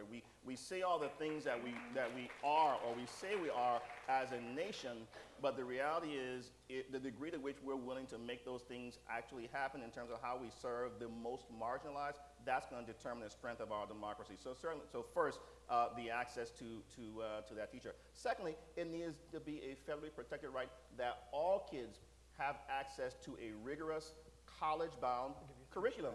I cannot have a kid who goes to school in PG County and in algebra class, he or she is balancing the checkbook, and then I walk across town in Bethesda and they're actually working on quadratic equations. Exactly. I'm not making this up. This actually happens. This is true. So, those are just a couple of examples of things that we ought to be saying directly. This is a federally protected right. And if it's not happening, yes, there should be consequences, because our kids and our future is too important. And the other dirty secret that goes with that is that, and this is particularly an issue in districts like Montgomery County, is that we not only track kids by race and class, we track their teachers. Yep. That's right. So that we will, the kids who are in those lower track classes often are being assigned to the least effective teachers, right? And so when you bring race and equity into the equation, now you're really talking about how do you allocate resources more effectively, and you have to stay focused on outcomes. So we've got to deal with the race issue, but we also can't let the race issue prevent us from focusing on the big picture of these questions about resources. I think Sorry about that, Joe. No, you're No, good. thank you. Keep speaking, Pedro. It's a good thing. I think at a deeper level too, we think we're gonna magically show up where we need to go without a targeted strategy. When we think about diversifying the teaching profession, focusing on minority-serving institutions as pathways to the teaching profession, as that student brought up the question, I think there really is something powerful in seeing somebody who looks like you, who's from your community, who can speak to you, who could be a role model, and I think we need to really focus on targeted strategies. So I think there's real power in that, but it speaks to the bigger question of the issue of the one-size-fits-all approach based on the demographics of our country will not work. We're not going to get where we need to go. We need to have a Latino-specific strategy. Strategy focuses on the API community, the Black community. It has to be very targeted and specific and culturally specific as well, or we're not going to get where we need to go. Dr. Weast, I'm going to get to you, but Joy mentioned earlier segregated neighborhoods, and we have a question from Elaine Gross along this line. She's with Erase Racism. What are your thoughts about the connection between racial segregation and racial equity in academic performance? So actually I'm going to turn it over to Dr. Weast because you have some strategies that speak to the federal protection issue, but you also dealt with an issue in your community with regards to the neighborhood situation. Red-green, we called it. Okay. First of all, I want to, we can't cover everything up here, but there is a book written by Harvard Education Press on 10 years of our reform called Leading for Equity, and I highly recommend it. It's somebody from an outside viewpoint. Harvard also did several case studies on us, 2 of them on race. They've got an A and B case on race. And many of the people have written and studied because it was very controversial. We didn't come through the race door first. You can make a moral argument or you can make an economic argument. We came through the curriculum instruction door first, and with the proper data, boiled that pot down, and at the bottom you found, this differential. It's there, it's real. It's a differential in expectations, a differential in training, a differential in assignment, and we just put that on the table and said, this is what race is. Then what are the remedies to deal with that? Well, one of the remedies was, well, if you can't get enough people to go into the teaching, man, Lord, we got 11,000 employees. Let's pick out the best and start some accelerated training, and we'll get them into leadership positions. 60 to 70% of all of our building principals are minorities, male and female, Latino, Asian, African American. Central office, we can do something about that. Guess who is 8,500 employees in that school district that work in driving buses and stuff like that? You know what their minority composition is? Big. You know what we did? Let's go in and educate them. We moved hundreds into classrooms. It doubled their wages. We got them involved. So if you can't go out and get it, build it. Build it. Get off your duff and build it. Actually, you're talking about building systems, and Michelle Chapman of the New York Communities for Change says, since the existing agencies are fundamentally not working for our children, can we ponder creating an alternative system, the structure for success in schools? Do you think that, just quickly, Yeah, building I think is it that easy? Well, the first thing you got to do is look in the mirror. Second thing you got to do is admit what you're doing is not working. And the third thing is you got to get everybody at the table and say, under what conditions can we make this work? And then figure out the collaborative way to do that. And it did take alternative structures. We found out our structures were killing us. They were producing exactly what they were designed to produce, a sorting system. And they were sorting by socioeconomics and very predictable. The only thing that we found in all of our original data 12 years ago, that everything we do is fully predictable. The wealthy were going to do well.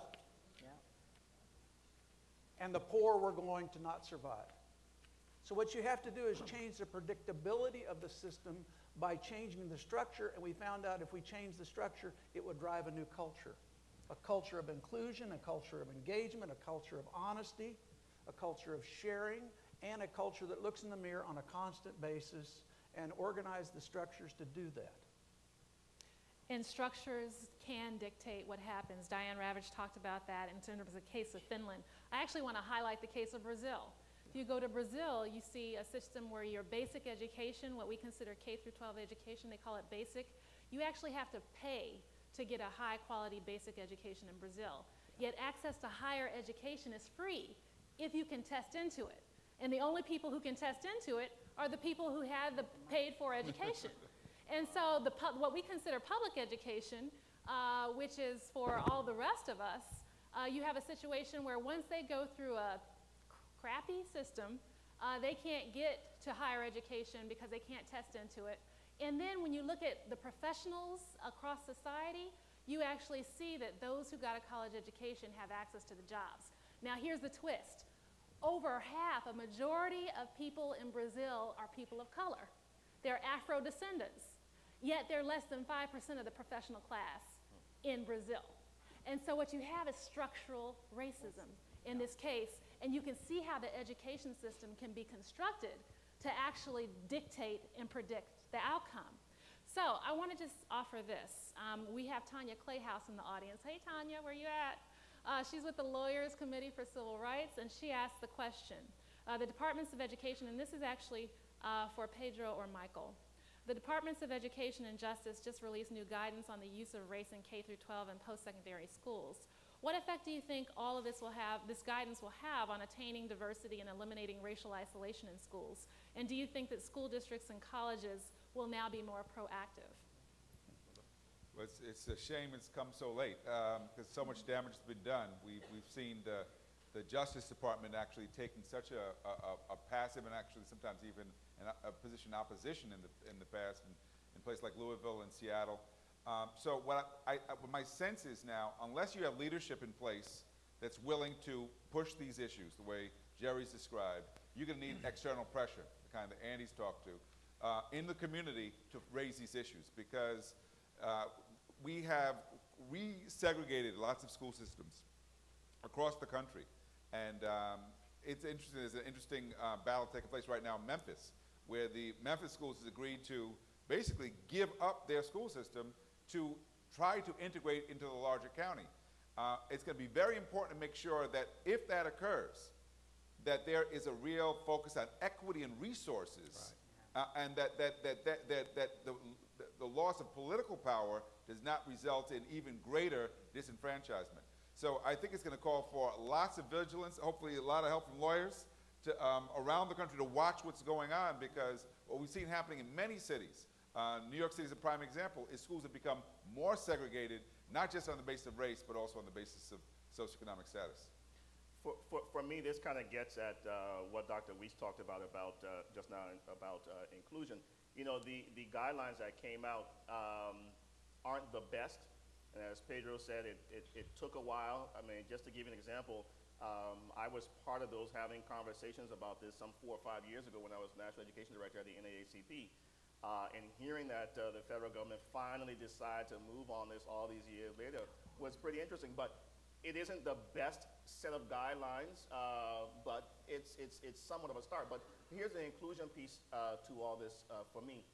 To make all this real and to have it actually have impact on real communities and real kids, the conversations need to move beyond the Beltway, and those who are involved in the conversations also need to move beyond the Beltway. And by that I mean simply this: real people in real communities on the ground, grassroots organizations, need to increasingly be empowered to demand a spot at the table to be a part of these conversations. I'll give you one real quick example, and on this panel.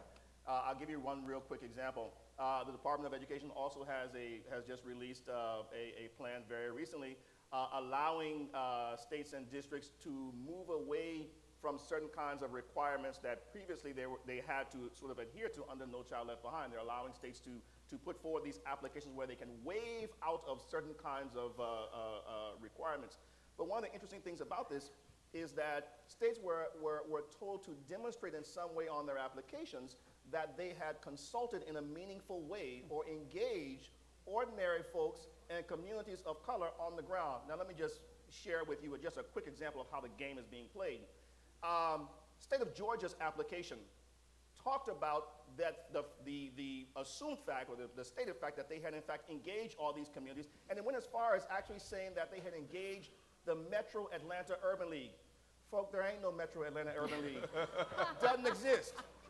But we see that kind of gaming happening all around the place. And so the reason why I raise that is because this demonstrates how critically important it is for all of us working together to insist that this table is broadened and that more and more people are at the table making comments and being involved in the conversation and pushing to make this kind of stuff real.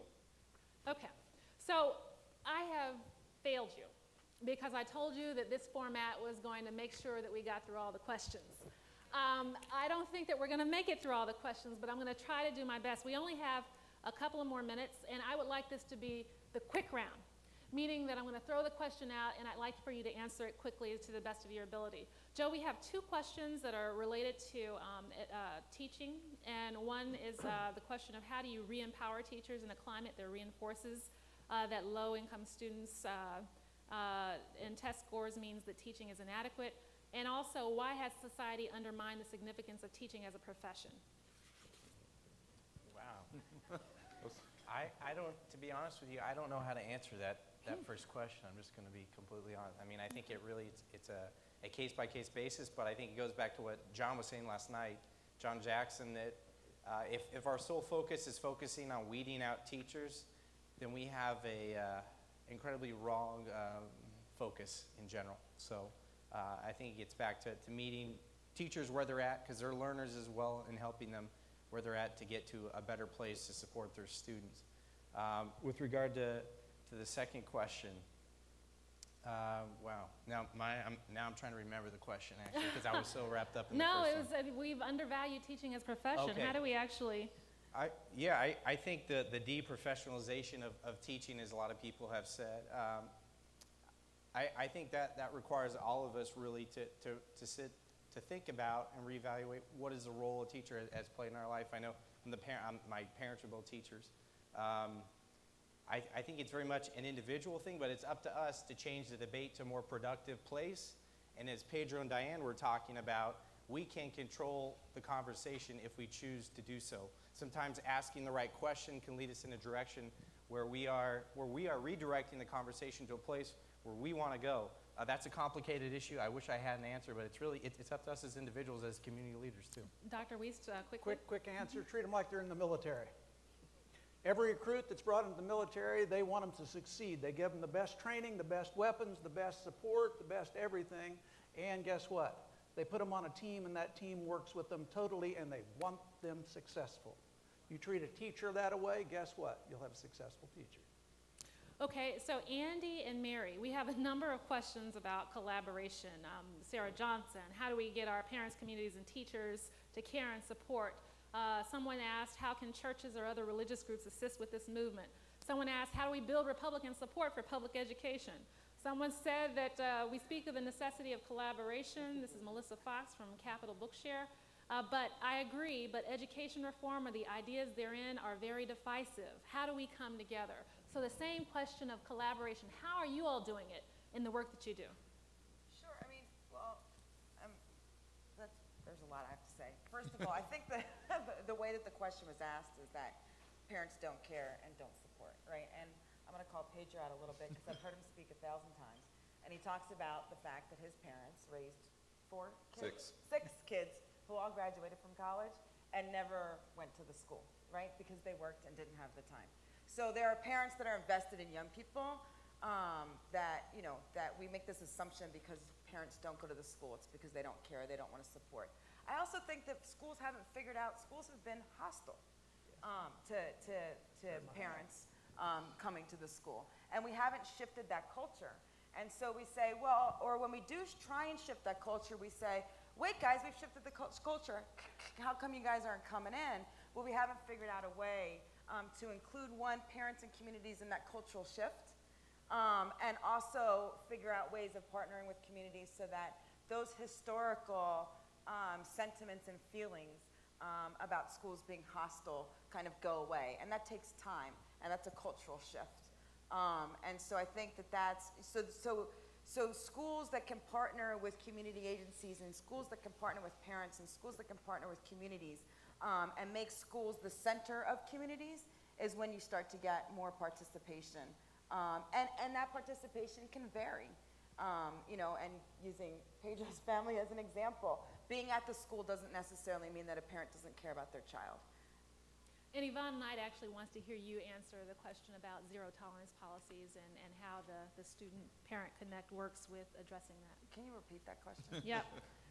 Andi Perez, how do you feel about zero tolerance structures in U.S. schools? Sure. I mean, the Alliance for Educational Justice and Youth United for Change does a lot of work to end what we call the school-to-jail track, right? So zero tolerance policies have consistently pushed students, in particular targeting students of color, in particular black males, and pushed them out of schools. It's intentional. It's part of, it's part of feeding a low-wage labor force. It's part of feeding the current economic system in the U.S. And so we've consistently fought to try and change zero-tolerance policies locally in our schools, but also trying to influence policies on the federal level and implement more restorative justice practices. So yeah, and just the one thing I want to point out, and the way that I frame it a lot in my mind, is I fought a lot when I was a kid. I dropped out of school 3 times. I got in a lot of fight. I was even arrested once, but I was never arrested at the school. For what? What were you arrested for? We all want to know. But I wasn't arrested at the school for fighting. I come from a family of, my father's a teacher, and I came home one day with a black guy. My father said, you go back to that school and you kick that guy's butt, or you don't come home. Right? And so this is culturally how I was raised. Guy. Right. Guy. Yeah, it was a guy. But there wasn't a fear that if I did that, or there wasn't a fear that I would get arrested. And I went to a neighborhood school. There wasn't this mentality of all of a sudden kids have conflict, therefore we've got to arrest them and connect them to the juvenile justice system. Yep. And that ultimately starts leading down a path that's destructive for young people. Yep. So Mary, you actually get the last word. We've got a lot of questions on collaboration. Somebody asked about churches, parents and others engaged and excited. What would you like to say? I think that's one of the reasons why we are so excited with the campaign for grade level reading. Because I mean, as I said before, our main goal is to get kids reading proficiently by the end of 3rd grade, because that is such a pivot point for everything that happens, going on to high school and then on to careers and on to life. And it's interesting, many states, you were talking about zero tolerance, many states actually predict how many prison beds they're going to need on third grade levels, reading levels. So my son has, is fond of saying that somewhere in New York State there is a bed with his name on it because he did not read on grade level by the end of third grade. And so there are a lot of different factors that are going on to it. But I think that at some point, and what I love about this Montgomery County story is that under all of that, it was just, this will not happen on our watch. We are angry, we are going to get the job done. That's when you start pulling. I mean, that's what Wall Street, was all about. It's basically being intentional. And actually, Absolutely. related to that, Pat Devonnet said, why Johnny still can't read, since the 1940s we stopped teaching phonetically. If we are to achieve the goal to produce 8 million post-secondary graduates by 2020, we must revisit how to teach reading phonics phonetically.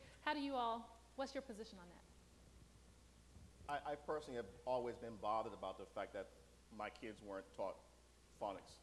And I still don't understand, frankly, the justification, the reason why.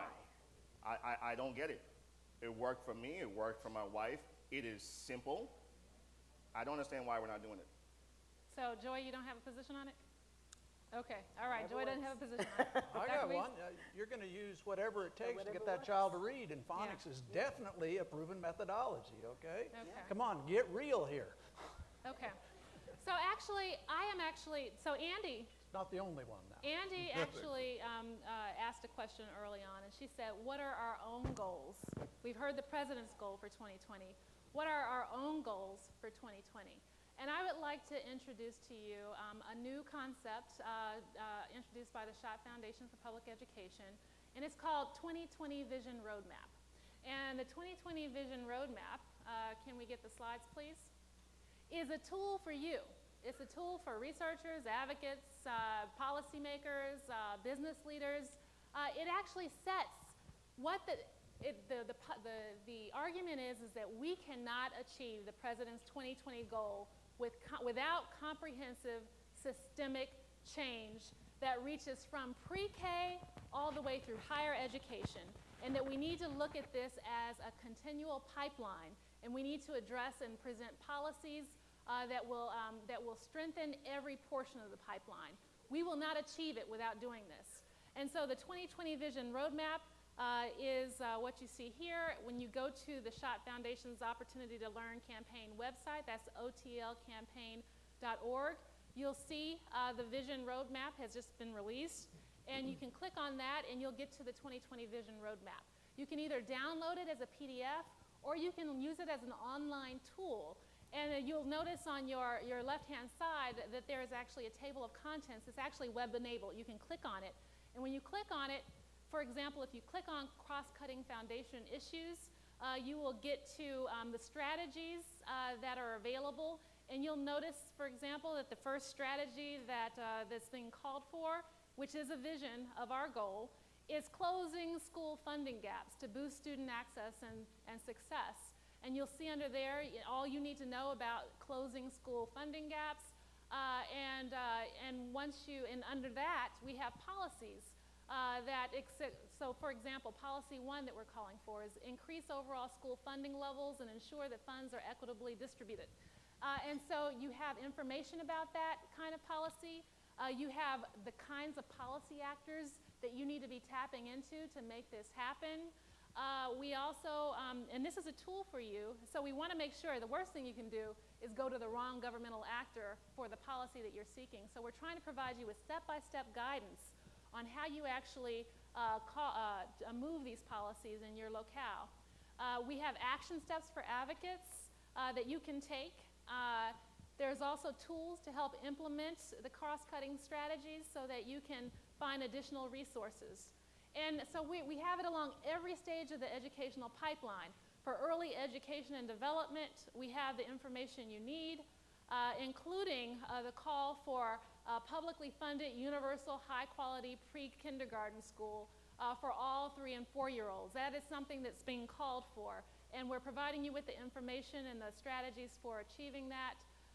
K through 12 education, we have information and strategies there, and higher education, we have information and strategies there. And so with that, we encourage you to visit the 2020 Vision Roadmap at this website address, which is otlcampaign.org/vision-2020, so that you can actually use this tool. This is for you on the ground, and it's also for policy leaders. It is, Andi, what you said, what is our vision? This is our vision for achieving it, and it's comprehensive, and it's what we believe is necessary. And we hope that you use this tool to help you advance these policies and tactics across the country. And so with that, let us give a round of applause to our fabulous panelists for a fantastic job.